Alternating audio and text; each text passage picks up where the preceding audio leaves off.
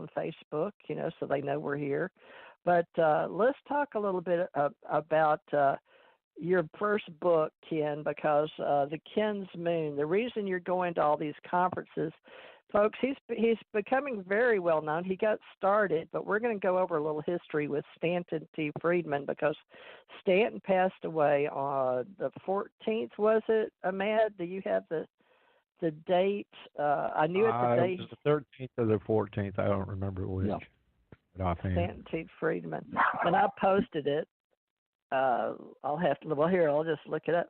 But Stanton, Ken, why don't you tell people when you met him? And Ahmad had him on the show, and so did I. But let's start with you, Ken. Stanton and your books. But you want to go back to Gilliland? Was that it when you first met Stanton Friedman? I'm sorry, you said Gilliman or no? Gilliland. Gilliland. No, that doesn't ring. Well, anyway, Stanton Friedman. He was at NASA JSC, and I think that's where I met him the first time. And then once Richard Hoagland had me go to the National Press Club. By the way, that's one of the things that's kept me alive was people out there that have experience, that have worked in and around the secret space programs and things that the governments have had.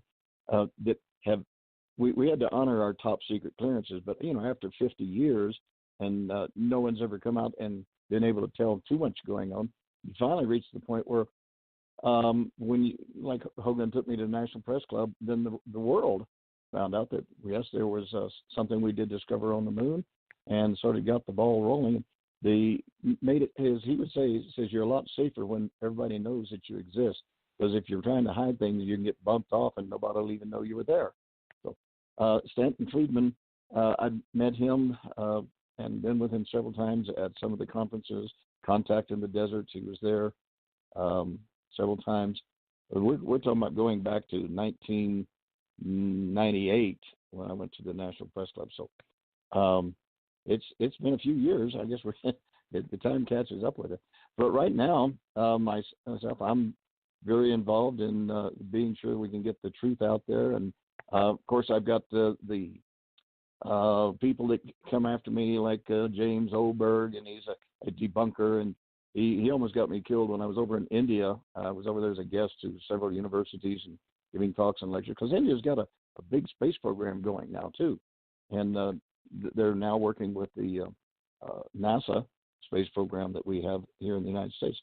So the problem we had was to be sure that the truth was getting out there. So here he was. He contacted the director of science for Chennai, a part of state within India, and said that I was a liar, that I wasn't the person that they thought I was, da-da-da. And so that night I got arrested and taken down to the airport, and I said, "Whoa, wait a minute, you need to check this out." And I gave them information. They checked out, and they say, "Well, yeah, you're right." But anyway, I had to fly home from India, and for 36 hours, my wife had no idea that I was still alive. But this is one of the things that the debunkers do. They attack the individuals, not the information and the truth that we're putting out, but they try to attack the individuals. And there's so many people that I've run into that have direct contact information that are afraid to come forward because they're afraid that they're going to have something happen to them. When in reality, the safety we have is to come forward and be, I guess, a public figure, a public contact, or somebody that is willing to stand up. So anyway, that's what I've been involved in, is getting the truth out there. And fortunately, one of the things that I did was since after we finished testing all the spacecraft in the vacuum chambers, and I went over to the Lunar Receiving Laboratory, I became the director of the data and the photo control department there.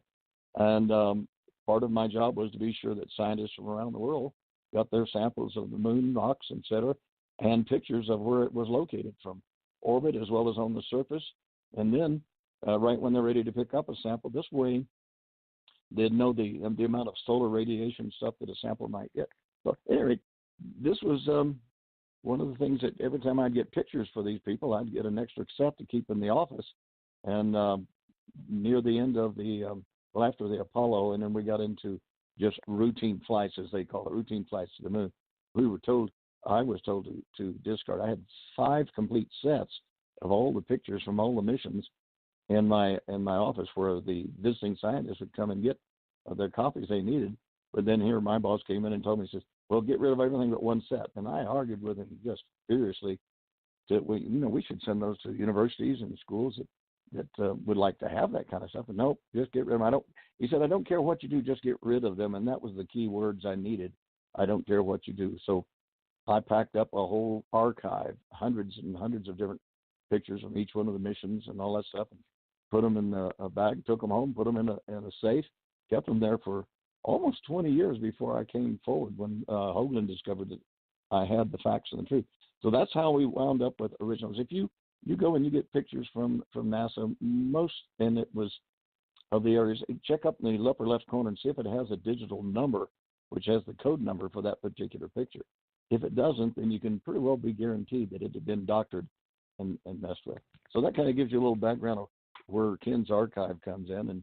And now there are digital copies of everything are at the Roswell UFO Museum and Research Center and several other universities, Oklahoma City University and several others that I put copies of everything I have. So that way I'm a lot more safe, that you don't have to worry about, I hope, being bumped off. That's kind of a little background on where I am and why I'm still standing out here. Okay? That's great. Well, and you started at NASA. Can you tell us when you started? I know you were a Marine in Pensacola over here where I live, but which came first, being a Marine and then piloting and then working as a consultant astronaut for Grumman with your brother at NASA in the 1960s? Can you tell us your time frame? Were you a Marine first? Yeah, go over there because I'm looking at Stan's bio, and I want to put Stan started in 1967, and that's when I got married in NASA and when I did my first government clearance papers. And I'd like people like Ahmad to help us witness and put the time, the dates together so we can all work together. Okay, now, you go first. Okay, sure. Well, let's see, came first. You said be a pilot. My dad was a pilot during World War II, was a bomber pilot, and he lost his life then. So I was only like not even a year old whenever that happened. But I always grew up looking at pictures. In fact, I'm looking at a picture right now of my dad sitting over my desk where he was a pilot. And my goal was always to become a pilot.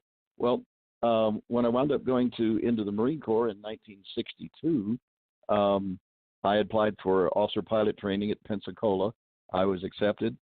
I went through basic. I went through the next phase, and we were moving into jets for training. And this was, as I said, in 1963, and Vietnam was really building up, and we were all given directives. We were going to fly helicopters because that's what they were using mostly up and down the jungles in Vietnam, unfortunately. And I said, no, I'm not going to fly helicopters. I'm going to fly up. And they said, well, you don't have a choice. I said, yes, I always have a choice. It's called a DOR. So here I am going into advanced pilot training at Pensacola as an officer, and I took go back to as enlisted and dropped out because I was not going to fly helicopters. You know, helicopters are like airplanes, except they've got these wings that swing around up above the top of them, and I wasn't about to do that. Anyway, so I continued on, and I got my commercial multi-engine instrument rated and flight instructor ratings through the FAA, and I went to work for, when I got out of the Marine Corps, in 1966, I went immediately straight to Houston, where my brother, Dr. A.R. Johnston, was one of the scientists that was in charge of the development of the vacuum chambers that we had for testing the command modules and the lunar modules. And he told me when I was getting out of the Marine Corps, he says, get your fanny down in Houston. They need people that are both pilots, aviation, and electronic technicians, et cetera. So that's how I got involved at Johnson Space Center. And the rest of it is all in the archives and records that you can go to my website and you can get a hold of my autobiography. That's the book that TJ was just talking about, because it goes from the time where I was born all the way up through just about a few years ago, and now I'm trying to got another book out. Thank goodness for some people that are willing to be hypnotized and get into some of the archives and records in our mind that we for reasons we were told to keep our mouths shut. So when you do that for long enough, you kind of forget things yourself. But when you can have a professional hypnotist and therapist hypnotize you and help you go back and draw your memory back out, then things can get really interesting when you find out some of the other things that you've been involved in. And we may even talk about some of that tonight, won't we, TJ? We could do that. It's a proven fact that when you stop using stuff and convince yourself that you can't tell people, you forget about it. That's right. Hypnotic regression therapy helps with stuff like that a lot of times. Well, and if you've been threatened to keep your mouth shut, it's a little more common that we don't talk. Oh, yeah, that's a reinforcement. People can afford it. You bet. But, all right, were you in military? Yeah, I was in the Navy. I got out in '77. You know the Navy was important. Oh, go ahead. Go ahead, Ken. Yeah, I was going to say, you realize, of course, that the Navy's biggest job was to get the Marines where you needed us to do it. So never mind. We have to joke with each other because the Navy and the Marines are all connected together, particularly if we go into an actual war event, then the Marines become a separate branch. But during peace times and stuff, well, the Navy's pretty much our commanding officers too. Yeah, that's old history. It may not be true anymore.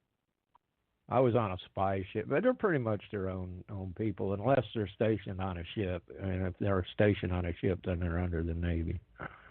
But yeah, okay. Yeah. But if they're not on a ship, they're their own separate standalone. Yeah. A lot of times they take offense to being called Navy children. Yeah, that's all what it keeps our pride of our accomplishments going, and that's cool. And I always have great respect for my Navy friends as well. So, all Marines aren't well, not all of them are totally wacky. Some of us have to be to do the job that the Marines do. No, not really. Okay, thank you. Go ahead. No, quite a few of them that are nice. Now, I never had any on our ship. We were a spy ship. We spied on the Russian. That's all we done. Oh, very good, very good. During the Vietnam War, because you were in, 76, 77? Did you get in or before that? Because I joined just before the draft was cut. I joined because I knew I knew how to work the system, and I ended up where I wouldn't go to Vietnam. I just kind of. If you know how to work the system, you can do what you want. Wow. Okay. TJ, what happened with me is I was in the Oklahoma Military Academy at the time. I was a captain in advanced ROTC and a company commander. And my best friend, Jack Lancaster, was the same as me. He came in the dorm at Oklahoma City University during the summer because, you're not there 24/7. Jack came in and he says, well, I joined the Marine Corps. And in my brilliance, I said, the hell you have. You can't go without me. So the next day I go down, enlisted, and we went from being captains with 4 years experience and advanced ROTC to Marine Corps buck privates at San Diego Marine Corps Recruit Depot. So I've had to go all the way up through the enlisted ranks, and then now involved with the Civil Air Patrol and everything else. I'm Lieutenant Colonel, and thankfully, I've been working with TJ on our other secret program, and might be a Fleet Admiral. I finally got my stars. Well, we're going to do our best to make this group as real as possible for those adults that want to play with us. I got started back in the day, and I filled my paperwork out in '67. And that is the time when Stanton Friedman was wanting to get involved, and he didn't get involved with I know he talked to Don Berliner, and I had talked to Don Berliner, but it said that Stan went over in '78 to talk to Jesse Marcel. I thought it was sooner than that because I had gone over in Louisiana to talk to Jesse Marcel. He was at his kitchen table. We went in around midnight, and he had one of those wife-beater T-shirts on. That's what they call them, folks. I'm not making that up. I don't know But you know what I'm talking about. Imagine you and Ken probably wore them. It's the ones that's got the center stripe instead of the regular. No